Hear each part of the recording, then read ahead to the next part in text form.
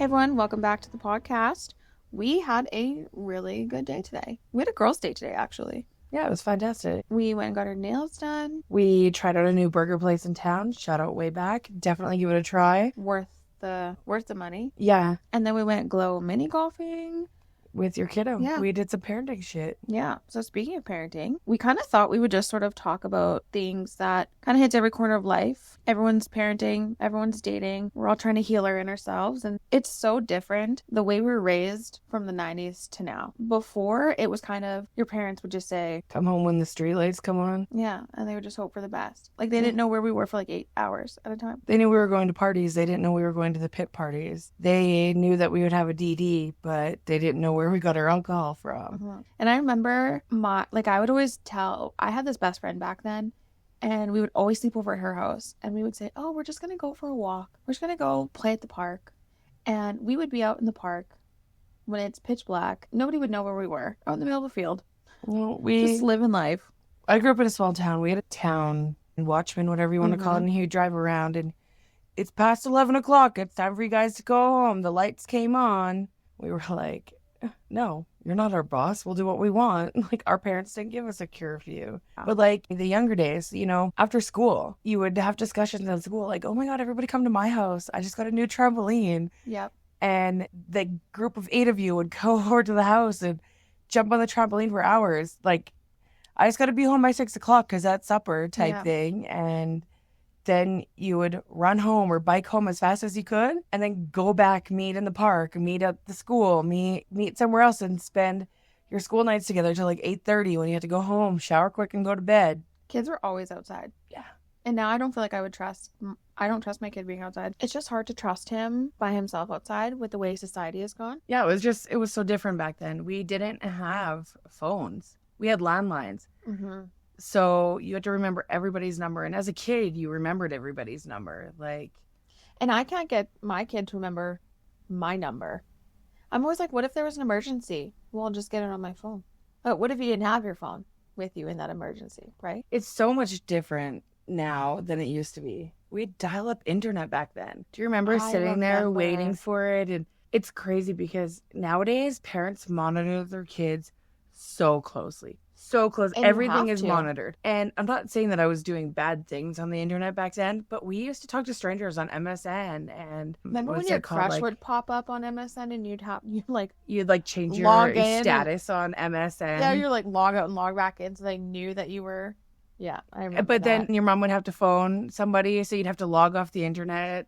But these days, I have to, especially as a parent, I have to monitor my child very closely, especially as someone who is in the law industry, legal industry, whatever. Like, you think about Roblox or you think about Among Us. Those types of games are just predator central. So you have to monitor your kid so closely. I don't know. I struggle because here's the thing. When do you let your child just flourish on their own, right? Like we did. We had to learn the hard way. Yes, we have trauma. We all have issues. You all get that in the end, whether you're protected or not. But in today's society, and I wouldn't even say that back then we didn't have this type of cared. It just oh yeah, no, for sure. And I wouldn't even say that our society back then didn't have unsafe people. I think now it's just more prevalent because we were told to stay away from the guys in the white vans offering you candy or puppies. Right. It's not the guy on the internet being like, I got a new car for you. Yeah, right. And it's more prevalent because now we've got the internet, so we can kind of see more around the world and kind of what's the news and what's happening and how many. It's more in our face now than it used to be. Yeah. We used to have to wait for the 6 o'clock news to know if there was a predator released from jail. But now. Or Johnny from down the street went missing. All you got to do is hop on Facebook and somebody's posting about it. Yeah. And it just happens so often these days. So for me, like, I have to keep my kid protected. And I think he gets mad at me a lot because he wants this and he wants this. And he's getting older and he wants a little bit more freedom. And I feel like now I'm trying to pull back the reins a little bit more because I can't. I'm being protective. He gets mad. But I'm like, you know what? If someone else's parents are allowing it, doesn't mean I have to. I'm keeping you safe. You're my responsibility, not the other kids. But how protective is too protective? Where do you draw that line? When do you let your kid flourish? I mean, it's a good question. But as someone who's seen the underworld, if you will, or the bad side of society, I feel that I've seen more than probably your average citizen, I guess. Kind of like a cop. The cop sees the bad side, right? And they're super protective. I don't know. I mean, I feel me and you have gone back and forth on this conversation over the last couple of years, because I know that your kid has wanted to, like, even walk to the corner store on his own, and you're like, nope. And I'm like, okay, but why? You have to teach him that he has to watch his surroundings by himself. He needs to know what to watch out for by himself. Now, whether that's you keeping a block behind him walking for the first couple times, like, because that was us. We biked down to the park by ourselves. The park was in the center of town. It was a small town, which, I mean, there's a lot more people in a city, but it doesn't mean that there's more dangerous people in a city, because small towns still have a lot of dangerous people. Oh, for sure they do. I don't know. I think I struggle with that. I mean, you're right. I do need to give him the space to learn, but I'm just like helicopter parent. Because my thought immediately goes to, what if I didn't do what I was supposed to do and something happens? How do I live with myself? But what if you're doing everything that you think that you're supposed to do and something happens? How do you live with yourself? The different society nowadays, and I mean, even in relationships, everything is so different nowadays than it used to be. Yeah. And I think I struggle like that as a single parent. I'm like, how do you know when to bring them around your child? Who do you bring around your child? I just watch those shows, Who the Fuck Did I Marry? Or all of those similar shows. And I'm so cautious about who I want to bring around my kid. You never really know until you know. Like, I'm not going to mention any names, but for example, I know somebody who had a child with this woman. And they split up and they live in different cities now. They're, 3 hours apart. Parenting every other weekend, that kind of thing. And the mother got a new boyfriend. He was around the child, all this stuff. And turns out that he was on the sexual predator list. Oh, shit. And the dad found out and he was irate. Obviously he should be. But everything is so open nowadays that I feel like that's something you should obviously check before you have around your child. But I feel like in the States, they have more access to find that kind of information. Whereas, like, we don't have that. We've got Clare's Law, which just allows police to provide information that would be risk related to somebody. So parents really could do something like that. But then but the reality is, do people actually do that? And the answer is no. People don't. I bet you a lot of people actually aren't aware of Clare's Law. No, probably not. And I mean, and it's not just men, it's women too. People can put on a good front, but what are children wearing nowadays? What are kids? What are girls wearing to school nowadays? My parents would have sent my ass back to my room to change. I'm not saying that clothes means it's an open invitation. No. Here's the thing. When I used to go to the club when I was younger, I would dress flirtier. I would show more skin. I was just wearing a lot less clothes back in the day, going out, and school wasn't allowed. We had rules when we went to school when we were younger on what we were allowed to wear. And let me tell you, when I see kids walk down the street nowadays with shorts with their butt cheeks hanging out and crop tops that look like sports bras, I would never. And they only look like they're 12 years old. I would never allow that. We didn't have short shorts like they had Daisy Dukes back in the day. Those were for older people. Well, it's unfortunate because everything sort of just becomes very sexualized at a young age.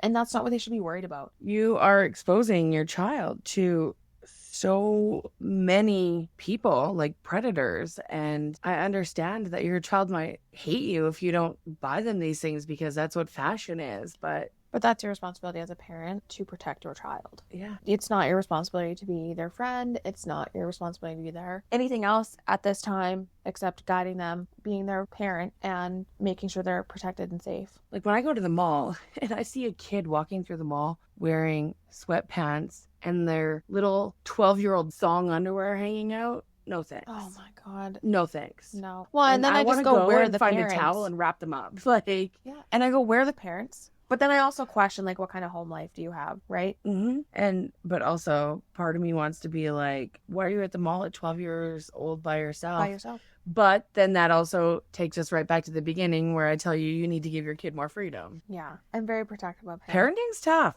I feel like your relationship standard change when you become a parent. And not just with men, with friends. You lose friends. As soon as you get pregnant, I find that I lost a lot of friends. Yeah. And I mean, granted, I got pregnant when I was younger, right? I was at a different stage with my friends and my relationships and kind of what people wanted to do at that time. But your relationship standards definitely change because you're looking for someone to not so much fill the step parent role initially, but you're not looking for somebody to come in and take over as a parent role. You're looking for somebody to stand by your side as a parent role. As a over time, obviously. Over time, yeah. But also, not just men relationships, friend relationships as well. Me and you have talked about before, our friendship, like, where if your kid's acting up and you're having a shit day, I'll have no problem stepping up, be like, hey, kid, smarten up. Yeah. Like, fucking chill out. And it's funny because I always say to Lacey that I really would love, I'm at a point in life where I just want to buy like an acre or two of land and just raise my kids with the girls, because that's the thing. We co-parent well in the sense of I can give kids shit, you can give kids shit. If one's not listening to the other, vice versa, whatever. We would parent and punish the same way. I'll tell him, like, take a breather. Go walk away. Go sit in your room for 5 minutes. Think about what you just said to your mom. That's why I actually like having a best friend, because you kind of have each other's backs that way. Not everyone gets that luxury. And I guess not everybody, I know there's a lot of people that don't let their friends step in either, though. No. But I think we're close enough that we can. But we're also both single. Yeah. Right? And like, your kid has a dad. Your kid spends time with his dad. But when it's you and I hanging out and doing things with him, it's me and you doing things with him. And your boy knows how to wear you down. Oh, yeah. To the point where you're just like, fuck off. Yeah. Take a break, kid, you know? And parenting's hard. For example, that day we went to Musha and took him to the tunnels. What was it over? A fucking flask? Yeah. Or a puck or something stupid shit like that? Yeah, something like that. It was a 45 minutes? He hounded you about this object? Because he didn't get it. He didn't get it. Then we were going to go for supper and go for ice cream and come home. And this argument with him and you, like, carried into the restaurant. Then he wasn't even going to eat because you weren't going to get him this flask or puck or whatever the fuck it was. Yeah. And finally I had to be like, would you shut up and eat? And you're not getting it. You keep going, you're never going to get it. No. Maybe next time, kid. But tonight's not the night, kind of thing. But it's like, I'm actually super appreciative that you can parent my kid with me. I look at it as like it would be like a sibling moment, right? Like your aunt steps in. Like I very much look at you like you're like his aunt. Yeah. Right? Yeah. It's a bizarre situation. But I always say, because I don't have a husband, like, this is why we do things with Lacey all the time. This is why we travel together. This is why we run errands together on weekend, because that's how, like, here's the thing. Families these days don't look like they did back in the day. Back in the day, it was a family of a mom, dad, brother, sister, right? That was the traditional family dynamic. And I was on TikTok and there was this page about these two best friends who decided to just adopt a child and they raise it together. But that's kind of like, I'm not saying that's what we did, but that's how our dynamic is we both are not married. We have my kid and whatever, and we just do things on weekends together all the time. We run errands, we get groceries, we'll go grab lunch, we go do fun things together. The family dynamic looks like today. The family dynamic looks so different and non-traditional these days than it did back in the 90s.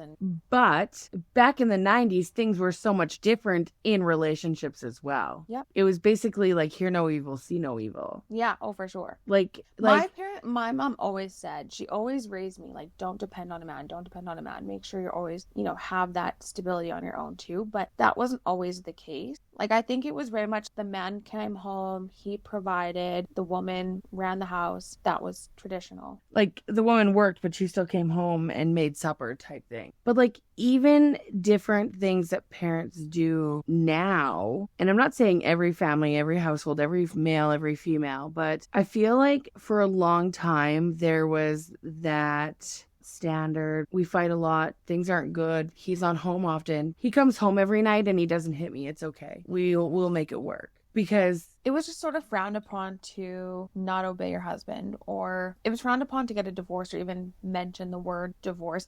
But I also feel like the tables have turned. I feel like women lately have found their worth, found their value, and it used to very much be the opposite, where women were begging men to, like, please don't leave me, whatever. Now women are like, well, hold on, I bring everything to the table, like, I'm okay with this. I'm able to go get my own house now. I'm able to make my own money now. I'm able to have everything that I need to have comfortably, and I don't need a man there to ruin it. Well, it's not only that. Back then, pineapple clubs, swingers. Oh yeah, that was not a thing. It was a Well, thing. It yeah. just wasn't talked about as freely as it is now, right? Like, Very much more open now. I just know people nowadays that are swingers, and they go to group parties, if you will, and have group weekends. And I mean, each to their own. If that's what rocks your boat, go do it. But I feel like low-key that openness nowadays that some couples have is what keeps their marriage going, or ends it, one or the other. One or the other, yeah. Things are just so much different nowadays than they used to be, because I feel like sexuality is way more talked about nowadays. When we were growing up, you didn't dare say the word dick. And I don't even think I got the birds and the bees talk from my own parents. I think it was like a school. We had a very quick video that we watched at school about the birds and the bees. It wasn't like, here's the precautions of having sex. I think so much of that is talked about now than it used to be. Yeah, versus before. And like, how does that affect your relationships nowadays? Are you going to get into a relationship and 3 months down the road, your boyfriend come in and say, hey, do you want to bring other people into our relationship? I also know thruples. Do you? Yeah. Oh. So it's... I don't. How does that work? Do you all sleep in the bed together every night? It's like that show that I watched, Seeking Sister Wife. And then there's Sister Wives. There was a series that I watched on TV. It was about a couple whose sex life was drowning. They decided that they were going to go see other people outside of their relationship. The wife ended up getting jealous. She pretended she was a lesbian to go on a date with this girl to see why her husband liked her. So then this girl ended up making a throuple with them, and he had babies with both of these girls. It was a wild little show. That is not a lifestyle that I could get into, but you're right. Like, it's very much more open now than it is before. But we're gonna kind of leave this swinger stuff alone right now, because we are going to have some guests come on our show, our first guests, and we'll kind of dive into this. They're gonna dive into this topic, feet first, head first, entire body first, and give you guys a look into the lifestyle, because that's the life that they live. Interesting to hear the other side of it. Yeah, and the perspective and the benefits, the pros, the cons, whatever. Like, what are they getting out of it? You know? We have so many questions, so prepare yourselves. But Santana, as someone who has a kid, when do you introduce your kid to a new relationship? That's a good question. I think that I personally try to aim for at least 6 months, but then I'm also like, 6 months is too early to tell. And I kind of struggle between, I go 6 months to a year. Right? I would like my goal to be. But then on the other side of that, how does your relationship grow? What if I'm already a year in with this guy and my kid and him don't even like each other? Like, there's no connection there. Because here's the thing, at the end of the day, as much as I as a parent deserve love too, I will always wholeheartedly pick my kid over that guy. But then it's like you feel guilty that you're spending time with someone and not your kid. There's a lot of guilt in parenting. I know when I was in my 9-year relationship, I think we were between the 7-8 mark. We were long distance, so it was a little bit easier. My weekends off were the weekends he didn't have his kids, so that made it easier. It was funny because after I did meet the kids, his daughter, and I sat down because me and his daughter got along great, and she was like, I knew that my dad had a girlfriend because there was girl shampoo and conditioner in the shower. So kids are not oblivious to this shit. They know when something changes. They know when someone else has been in their house. For sure, but then I go, okay, so if I do it at 6 months, what if it never lasts and I could have avoided, right? Like, but also in the long run, what if it does? Like, it's two sides of a coin. Yeah, it's tough. I don't know. And I mean, I'm still trying to navigate how to date with a child. I mean, my kid comes first, my schooling, my kid, my work, that comes first. But I don't know. I mean, I wish I had all the answers. And we wonder why you're single, because you're too busy outside. And I don't give anyone a chance. Maybe we should do an episode where we do like a bachelor roulette for me. Jot that down. We're going to do that. Send your submissions in, please. You need to have a good job, stable, emotionally available. Do like the dating show person, Hannah. Yeah. Like, bring in 3 bachelors. We rapid fire questions at them, and you have to go on a date with one at the end of the night. Let's do it. You know what? You also don't like online dating. We've touched on that in a couple episodes. I don't online date. I don't do it. But and how do you? Because nobody's serious nowadays. No. Nobody is serious nowadays. Everybody, and this rolls back into the relationship standards nowadays. Everybody wants more than one person.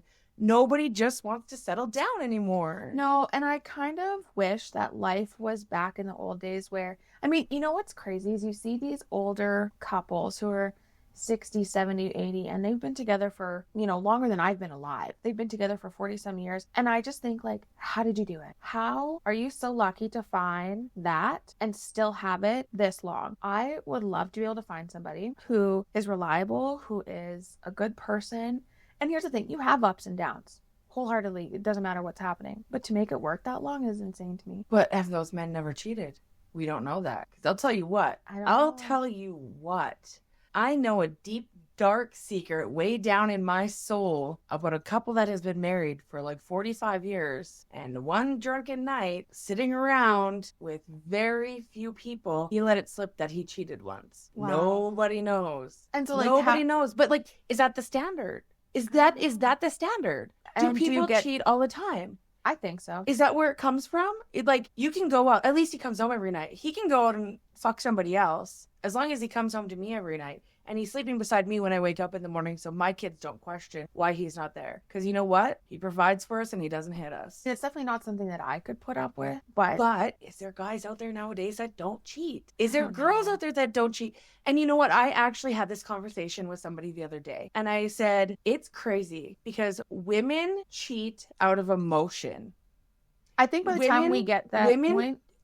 No, it's not even we're out of the relationship. Oh. I feel that women cheat. Me personally, this is where you can give your opinion. I feel that women cheat, not when they're done with their relationship, but when their man is not there for them emotionally. When they feel like they're being neglected, when they feel like they're not being appreciated enough. So women cheat out of emotion and men do it just 'cause. Yeah, because they can. Rock if they could. I don't think ever in my life, if a man cheated on me, I'd be like, oh, well, he found her prettier than me, or he just doesn't want to be with me anymore and this was an easy way out. Like, would I accept it? No. I would never let myself think that I wasn't enough because a man went and cheated on me. It's tough. It's tough. It's so fucking tough. And I just went through that. Every single relationship that I've ever had, they've cheated. And it's so frustrating. And I get it. I think when a woman's emotional needs, her love tank is not being filled, she's feeling neglected, not wanted, ignored, unappreciated, whatever, she will go cheat. But it's almost because another man kind of came in and that man was giving you the attention you needed, feeding you the compliment. That your boyfriend You're so beautiful. Your eyes. You're such a good mom. You know what? Yeah. Like, I love the way you parent your kids. You know, the way you carry yourself. Yes. All those little things that you're just on hearing from your man every day. But I also feel like because men are not giving that need to the female, because they're out on dating apps, they're out talking to whoever when they shouldn't be behind her back, they're doing those types of things, so they're not focused on this relationship. They're here and they're there and they're over here, and it's very cyclical in my opinion. It's correlated. There's just no justifying it. When I'm in a relationship, I give wholeheartedly and I do not cheat. I can't imagine it, because how can you sit here and be like, yeah, I really have feelings for this person, and then just shit the bed? I don't know. Because I can't say that I've never cheated. I don't cheat in relationships. If I'm in, I'm in. But if I don't want to say needs are being met. I don't mean like my sexual needs. My every need is not being met. Then I'm going to look for it elsewhere. And it might not be a physical cheat. I might not be laying down with somebody else. It might just be talking to somebody else. Yeah. Somebody else that is giving me that attention. You know what? Somebody else that wants to talk to me and FaceTime me for 2 hours. Because you know what? He's going to listen to all the daily problems I had and not judge me for it. Yeah. Where when my boyfriend comes home or my man comes home and I'm like, oh my God, I had how was your day? And he just goes and cracks a beer, goes to the garage, or goes and has a shower and goes and lays down. Has zero interest in my day. Has zero interest. Doesn't ask me, just, what's for supper? Yeah. What'd you make today? Well, and the thing is, guys will cheat because they can or because their sexual needs aren't being met. But how can you come to me and say, my sexual needs aren't being met when you can't even meet my emotional needs to begin with. That's what I'm saying. Relationships are very cyclical like that. I do not expect a man to understand my brain. I don't. No. My needs, my wants. But let me tell you, communication is key 100%. And here's the thing. I don't want to text my man all day long. Because you know what? At the end of the day, what do we have to talk about? I used to be very clingy in a sense of when I really liked a guy. But this was like back in my teens. So it was a little bit different. When I started, well, you know what? Here's the thing. When I got pregnant at 20, I grew up so quick. I had a child to focus on.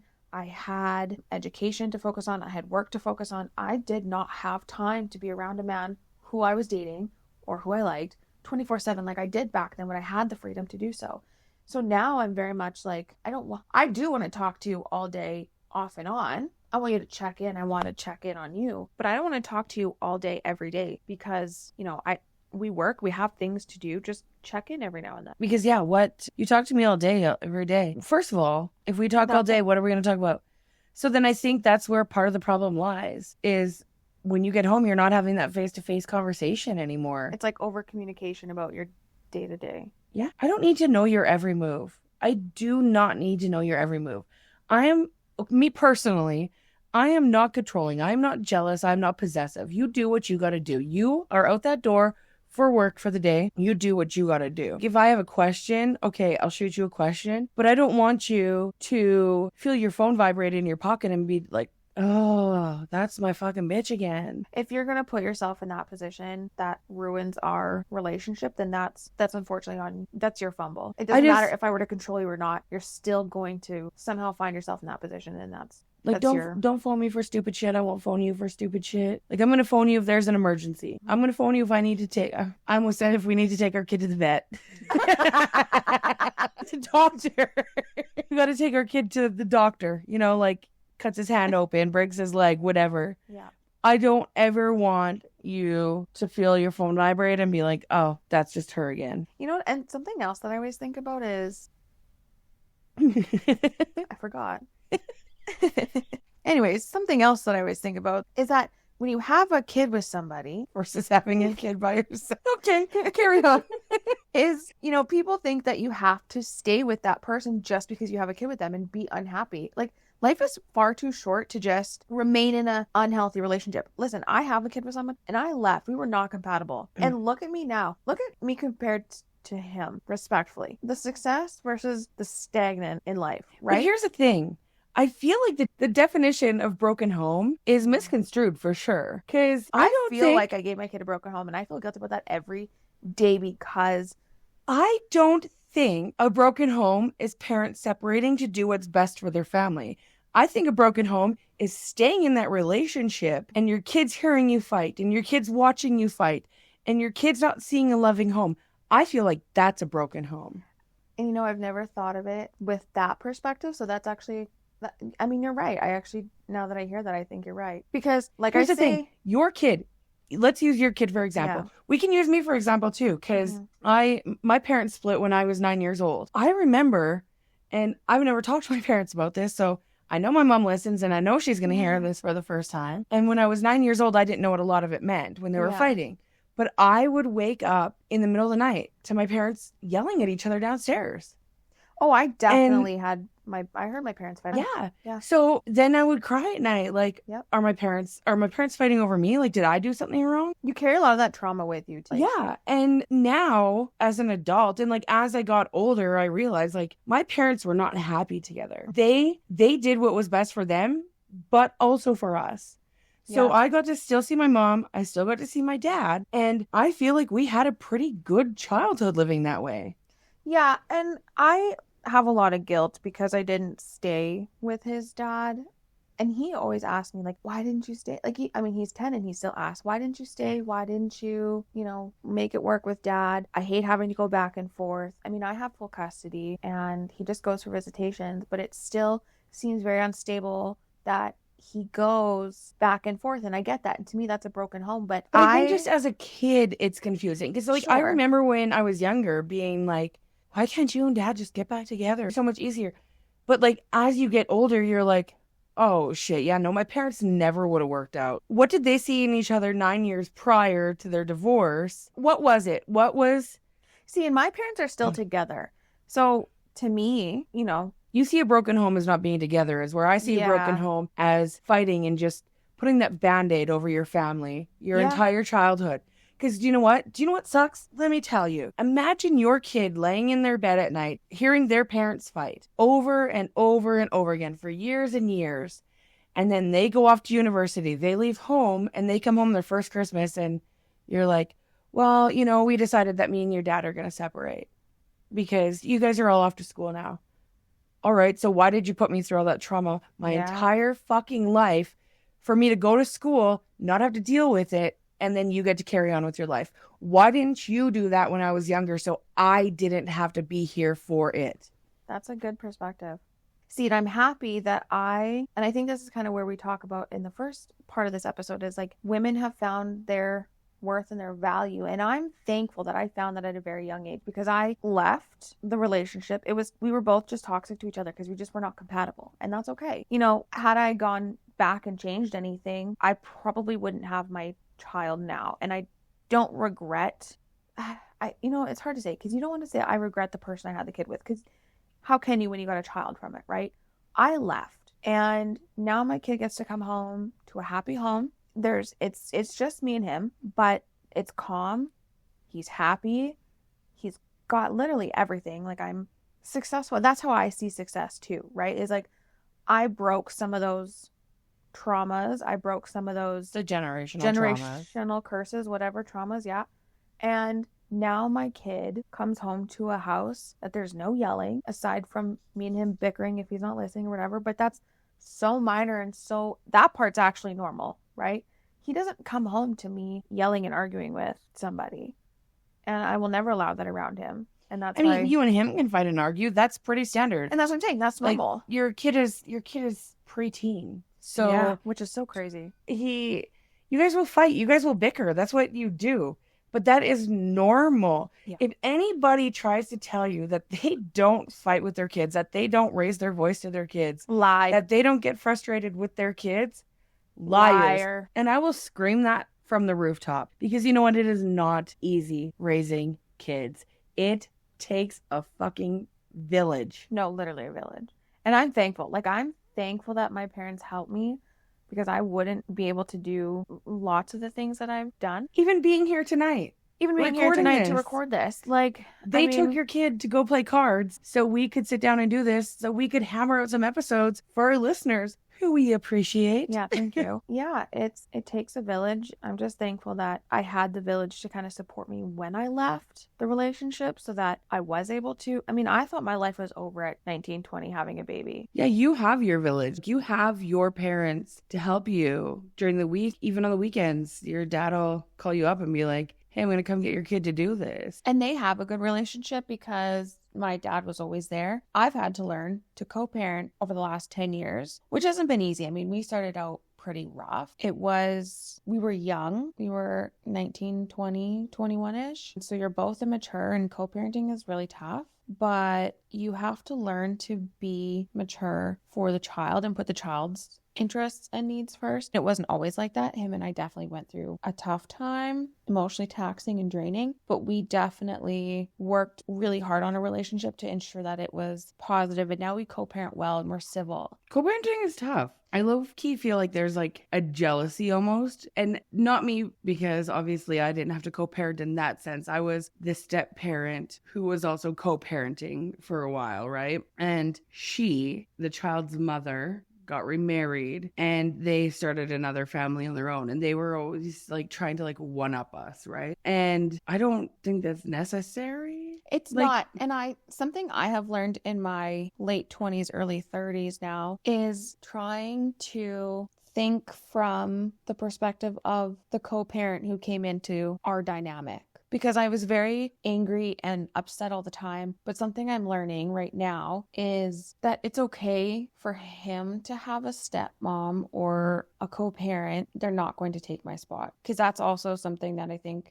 mostly moms struggle with that. I think dads do too. It's just not talked about. It's all a learning curve. But then in my perspective, I suppose, if I was to be in that position, I would be like protective in a sense, but I don't want you introducing my kid to like 14 other people. But you're on the other side of it, where you were that co-parent coming into the dynamic. I'm the one who's like, I don't want you in this dynamic. Don't replace me. You had a little bitterness towards his stepmom for a while. But I also feel like when they move on or their lives start changing, where they get married and they start having more kids, but you're not there yet because you are doing other things in your life, right? Is that a jealousy? Is that an anger? Like, what is that you feel because you feel that they're getting what you want? And I think that's something I struggle with right now, right? We've talked about this lots. It's a, why do you deserve that and I don't? I think it's I took care of my kid. I did all the work. I deserve this. I'm not getting it. I think a lot of people relate to this. It's mom feels like she's doing all the work and dad gets to just go out and do whatever. And they get to go live their lives. But I think also in that, it's not even just, I think a lot of it is when you were younger, you have a different dynamic in your life. It was different when you were younger. So now he's older, and it gets hard for us as women to see our exes move on, because to us, it's like, that guy was such a piece of shit to me.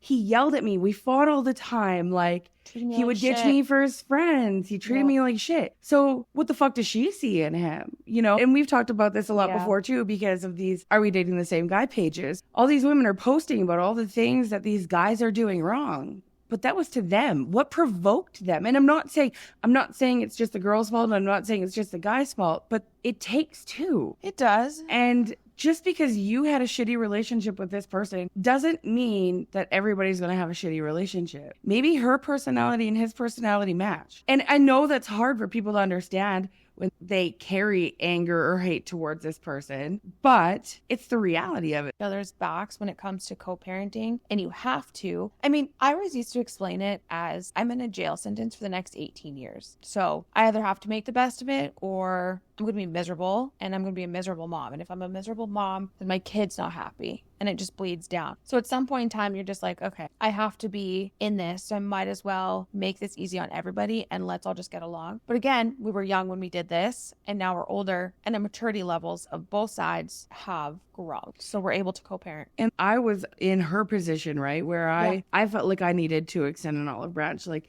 hey, I'm not here to play her mom. I'm here to help grow your kid, shape your kid, make your kid the best possible version your kid can be. And if we can't co-parent good doing that, then that's going to reflect on your kid. I'm the one that ended up reaching out to my ex's ex-wife. I was very, very much involved in my stepdaughter's life. She lived with us almost full time. She was in internationals and gymnastics. I took her to all of her meets. I traveled. I fundraised for this kid. And her mom wasn't that involved with it because her mom had other kids. It started a new family. So she was just like, okay, go do it. Well, and parenting is kind of not even about yourself anymore. You do everything for your kid, but it's definitely a dynamic that is hard, and it's a dynamic that is tricky to navigate, and it takes a lot of effort, and you have to be cognizant about everyone's feelings. Like, I know he's come to me a few times about things where he's like, I just wanted to say this, but I didn't want to argue, so I didn't know how to bring it up. Like, but we don't argue. Like, and I'm thankful because like you and your kid's dad? Yeah, we don't argue because we might not agree with each other, but we're at a point where we are able to be very civil and lead with logic versus emotion, thankfully. But it's scary to be co-parenting, and it's not easy. And like I said before, you can't say I regret the co-parent because you got your kid out of it, but you regret maybe the situation. You know, I think a lot of parents it's just so important that you have kids with the right person. And I'm not saying this isn't the right person. It's just, well, like, okay, so it's also hard though, like with parenting and being on the other side of things. And I know it's really hard not to trash talk your co-parent. It's so hard not to talk. Like, you most of the time went through hell and back to be civil with that person, or even just to be the bare minimum co-parent with that co-parent, right? Jesus, I feel like we should be taking a shot every time we say co-parent. Yeah, I know, this is one of those episodes. Saying or trash talking them to your kid or in front of your kid. I had that happen when I was growing up. So my dynamic was different, and I'm definitely not getting into that. No. But my dynamic was different, and there was a lot of anger in my family because of that. And one of my parents was definitely bashing another one or making snide remarks. And as a kid, it's you're stuck in the middle. Your lines get blurred on how your parent is. So like, say for example, you are constantly trash talking your kid's dad. Well, then I'm not, but that's an example. No, an example. I said that. Your kid's gonna go and be like, "Oh, well, mom said dad was shitty and had a shitty attitude and a shitty life, and he's a fucking broke ass bitch. So, and he can never buy me anything, like, so then your kid's going to get that in his head. And then his lines are going to be blurred on like he's not going to give his dad the chance. Right. And then vice versa. If he's saying that about you to him, it's just a lot of confusion on a kid. But also you made a comment to me one day, and this I think was when I was sort of going through this and it was hard. You said, maybe you shouldn't say that because, I'm pretty sure it was you. Maybe you shouldn't say that because if you say that, he is half of the other parent and your child is going to think it reflects onto him. And I was like, oh. I said that on the drive out to Vancouver.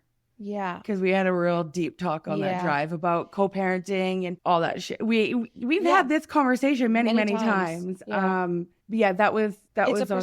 It's a perspective you don't think about, because it's like when you're just angry, you just say it, but you don't realize that is right. Like it is part of that's half of his makeup. Yep. But anyways, I feel like we have touched on a lot of different things today in regards to parenting, dating and parenting together at the same time. Just a whole lot of everything. And I mean, we don't know if this is stuff you want to hear. So we're literally just sitting here talking about things that we would typically talk about. And things that we think are relatable to our listeners, because everybody goes through parenting. A lot of people go through parenting.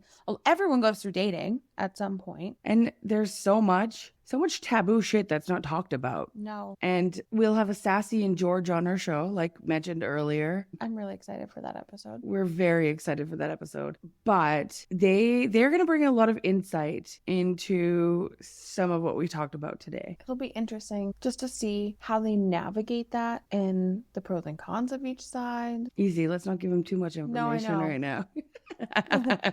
And I guess the outcome of today is we just do our best raising tiny humans. We try to keep everybody alive. And that it takes a village. It really does. And just do it with your best friend. Honestly, that's the best essentially, way. Find a best friend that wants to raise kids with you, because fuck. Lacey and I are going to go buy a whole ass countryside. Yeah. And we're going to raise our kids together. Live off the land. All right. I don't know. I mean, I think this is kind of like a good spot for us to kind of wrap it up. And I mean, here's the thing. We're parenting in a world that our parents couldn't have imagined. The dating standards have changed. They never had the space to kind of set the boundaries or break the cycles, and they didn't even have the language that we have now, and somehow we're kind of doing it all at the same time. Yeah, we literally get to raise kids in a world where they get to feel safe, loved, and heard, even while we're still learning what that looks like for ourselves. And I think that's real growth and healing. And I think like the other half of that is that we're not accepting the bare minimum anymore like they did back then. We're not just staying because, that's the norm and that's taboo to talk about divorce. This time, these days, we're choosing peace, partnership. We're choosing emotional safety. We're not choosing survival anymore. We're allowed to want more. We're allowed to expect more. Mm-hmm. And we're allowed to walk away from anything that does not honor who we're trying to become. Yeah. So, I mean, if you've been listening to this episode tonight and you're out here trying to parent with intention, you're dating with boundaries, you're, trying to break cycles, it's hard, and we're trying to do it one uncomfortable conversation at a time. You're doing the work, you're changing the story for yourself, and it's important because your kids are watching you. Those little eyes look up to you. And we're out here doing legacy work. Yeah. So thanks for hanging out with us today. Keep healing, keep growing.